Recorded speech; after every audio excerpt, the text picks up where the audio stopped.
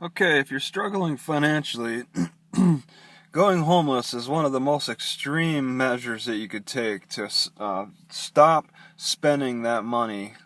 Okay, you're taking a very good, strong approach by putting your foot down, and banks hate that.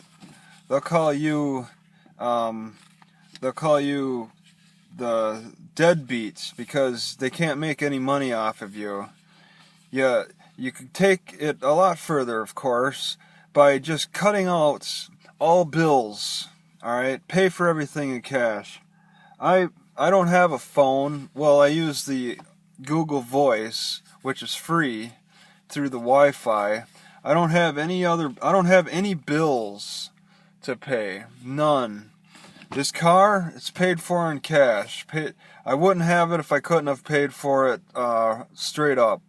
I didn't make a single payment on it, so I didn't pay any extra interest on it.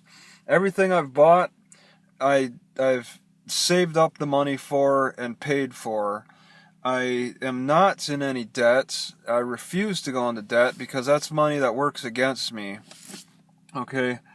But my biggest problem is I'm not bringing in any money, so I have to really go to the extremes on how I conserve money because it's difficult.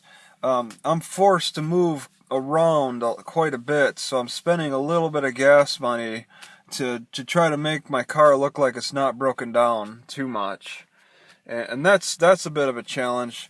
That's one of my biggest personal expenses. Food. That seems to be kind of covered with food stamps and food banks, and sometimes hot meals. So I can't even consider that to be a part of the budget. I just need to keep. That's where the labor comes in. I just need to keep looking for where food is available for free, and you got to do a little bit of labor because you're getting rotten food. And just today, I had to really pick out a lot of rotten parts of a tomato. All right, and I ate that about a half hour ago. I don't feel sick. I made sure I washed it too. So you take a chance, but you gotta, if you practice some good labor standards, some good cleanliness, good labor standards, you can avoid getting sick with that rotten food by picking out the bad parts. But yeah, that's how I save money. And also with food, and also looking for wild foods in nature too. That's always an option. I would say fishing is a good option too. But these licenses fees, I'm not sure if that really is worth paying for. It seems like the expense is more geared towards sport fishing than actual survival fishing. The money doesn't really seem to be a big saver, so I'm not sure. Hunting. If you wanted to hunt and fish in this day and age, I don't think it's very money saving practical, because the government wants to make guns extremely expensive and hard to display or hard to use. You can't just walk around anywhere with them. All right, and that's getting difficult. And I mean, that's what you have to deal with the higher populations. But I don't spend money on anything that doesn't seem needed. In fact, my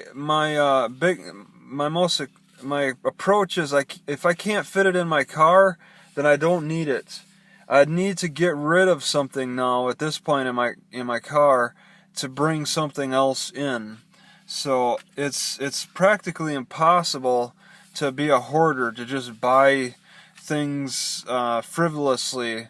All right, and I have to go smaller, like with computers and stuff. And I think computers are very helpful trying to find deals. In fact, I've had to map out where all the food banks are, and you could do that through Google Maps. You can make your own customizable map.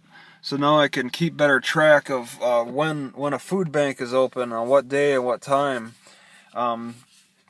And I'll get around there by bicycling more than I do than I do driving. I have to carry a little bit more weight. You got to have some strength, but it's how you save money.